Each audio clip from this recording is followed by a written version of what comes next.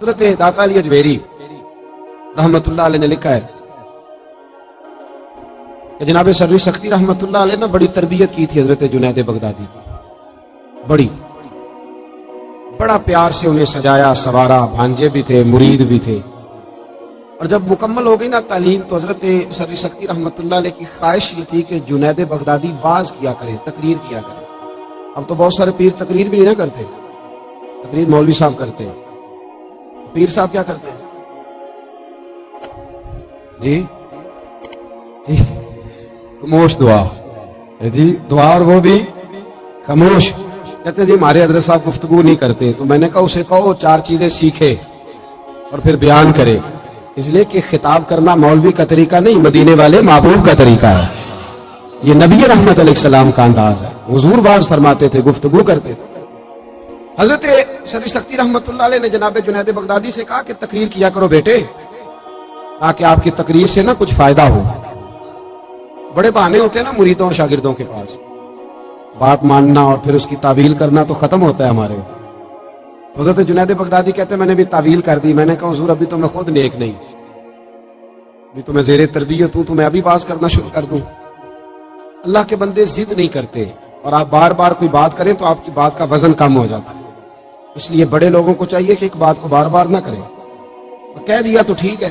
حضرت خاموش ہو گئے، فرمایا چلو ٹھیک ہے. کئی پیر بھائیوں نے، کئی مریدوں نے دوبارہ حضرت سروی سختی رحمت اللہ علیہ کی خدمت میں عرض کیا کہ حضور جنید بغدادی سے کہیں تقریر کریں، کیوں نہیں یہ خطاب کرتے؟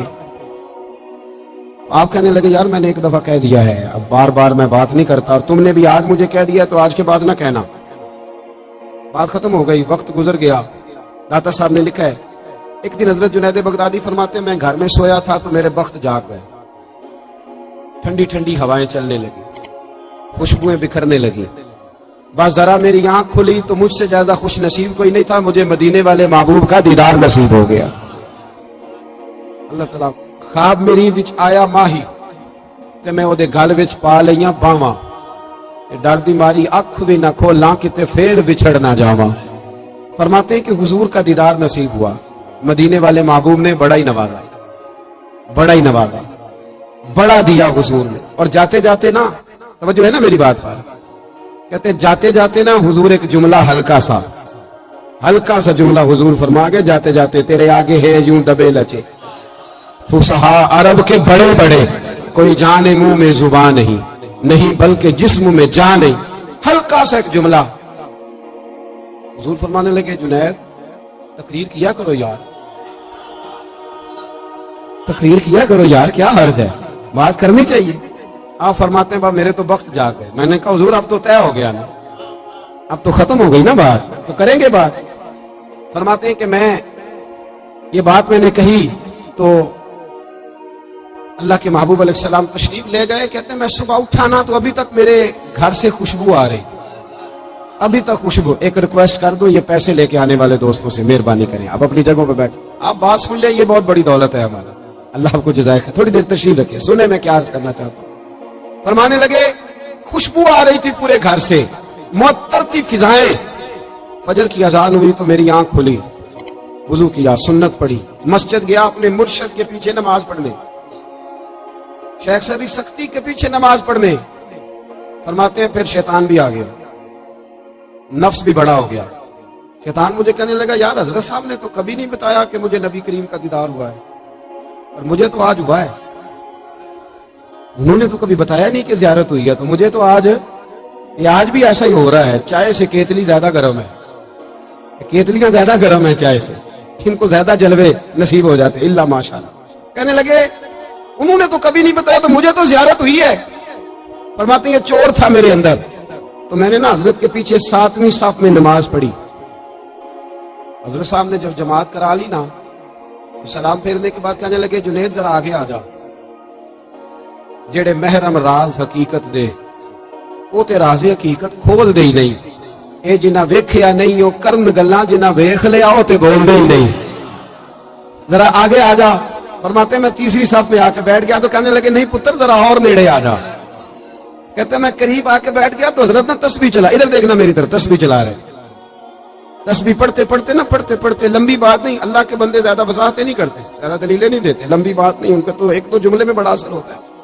کہتے وہ ہلکی ہلکی تسبیح چلاتے نا، یوں میری طرف دیکھا، یوں میری طرف دیکھا، اور دیکھ کے نا تو پھر نظر جھکا لی، اور پھر ہلکا سا زیر لب مسکرائے اور فرمانے لگے اب تقریر کرو گے نا، اب تقریر کرو گے نا، اب تو بات بنے گی نا۔ وہ کہتے ہیں میرے اندر تو پہلے چور تھا۔ حضرت سلطان بہو فرماتے ہیں نا، بان فقیروں کسے نہیں ماریا، اے ہوئی چور اندر دا۔ کہتے وہ اندر چور بیٹھا تھا۔ حضرت نے کہا اب تقریر کرو گے، تو میں بول پڑا، میں نے کہا جی اب کیا ہوا ہے؟ چور جو بیٹھ گیا تھا۔ میں نے کہا نا یہ شاگرد بعد میں کہتے ہیں وہ مطلب کیا آپ کو بتائیں، ہم زیادہ سیانے ہو گئے، یہ بڑا مسئلہ کھڑا کر دیتے ہیں۔ یہ تو اساتذہ کی باتیں ٹھیک کراتے ہیں بعد میں، اللہ ماشاءاللہ، یہ تو بڑا کچھ کرتے ہیں بھائی۔ کہا حضرت اب کیا ہوا ہے؟ تو فرماتے شیخ پھر خاموش ہو گئے۔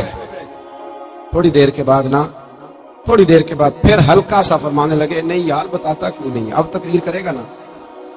تو کہتے ہیں میرے اندر تو چور تھا۔ تو میں نے کہا اب کیا ہوا ہے؟ کہتے ہیں جب میں نے دوسری دفعہ کہا تو حضرت نے تسبیح چھوڑ دی اور رخ میری طرف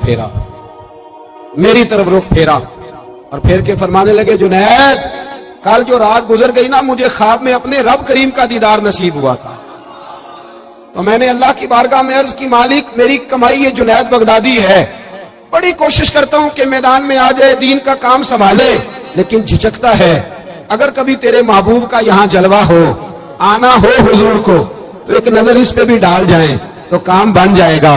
حضرت جنید بغدادی فرماتے ہیں جب شیخ نے یہ کہا نا تو میں نے اللہ اکبر کہا، کپڑے میرے پھٹ گئے، پگڑی میری اتر گئی، اور میں مرشد کے قدم چومنے لگا، اور میں نے رو کے کہا بابا معاف کر دے، مجھے تو اب سمجھ آئی ہے میرے اوپر جو میرے محبوب نے کرم فرمایا ہے وہ بھی تیری برکت سے فرمایا ہے، وہ بھی تیری وجہ سے فرمایا ہے۔